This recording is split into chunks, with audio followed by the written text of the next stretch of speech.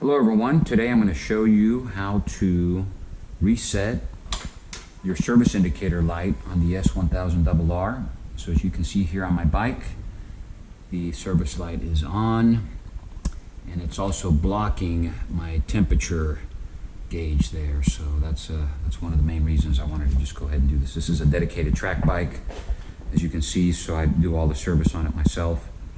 You're going to need three things. You're going to need this OBD Link LX adapter. You can get it on Amazon. I'll post the links below. You'll need a 10 pin to 16 pin converter, which is what ties into this on your BMW. And then lastly, you're going to need some software, specifically the OBD Link software, this one here. I'll tell you why in a minute. And then you're going to need the Moto Scan software, the professional edition. The light version will not work. Okay, so first step obviously is to connect your adapter to the bus on the BMW.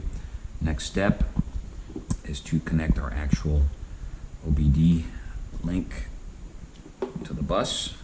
All the lights are coming on. There is a pairing procedure that you need to do. So if you're using Android, you go into your Bluetooth settings and you'll see OBD Link. So pair that up first. So before you would do anything else, this needs to be paired up. All right. Next step is to update the firmware on the OBD Link adapter. And you do that through the settings.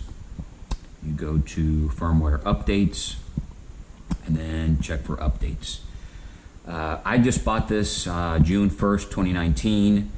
And when I first did the check for updates, there was a new firmware update. So it went ahead, downloaded it, and installed it on its own.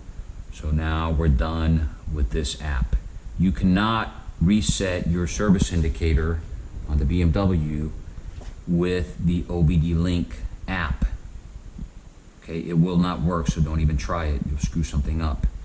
You need the Moto Scan app. This is designed for motorcycles and for all of the BMW motorcycles specifically. So this app itself is about $27. You can see it says here professional. When you download it and test it, which I recommend that you do, you'll have the light version and it's free. So it's a good idea to test everything. So now let's go ahead and do the reset. I'm going to select the K46 MU2. And then we go down to instrument cluster.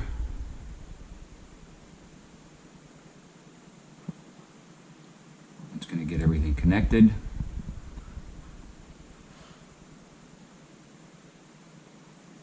All right, we got the green light. Let's go to,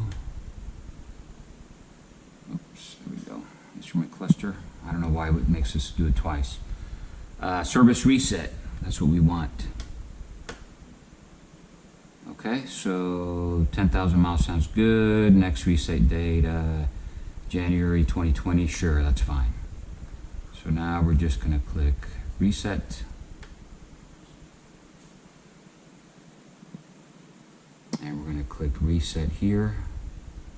And voila, there we go, did you see that? I've got my coolant temperature back and the warning light is gone. That's it. That's all you have to do. Hope this helps.